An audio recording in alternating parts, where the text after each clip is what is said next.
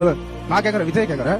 அவர் வந்து அரசியல் வரது மாதிரிலாம் என்ன 10th 12th பசங்க எல்லாம் பாஸ் ஆகலையா? ஸ்டேட் ஃபர்ஸ்ட் எடுக்கலையா? ஸ்கூல் ஃபர்ஸ்ட் எடுக்கலையா? ஏன் அவங்களுக்கு மட்டும் ஏன் அப்பெல்லாம் வந்து அவங்களுக்கான ஒரு மரியாதை கொடுக்கல? எதுவுமே பண்ணல. இப்ப மட்டும் தான் பண்றாரு. எல்லாமே அரசியல் தானே. அந்த பண்டிங்க கிட்ட போய் சிங்கத்தை பத்தி கேட்ட என்ன தெரியும்?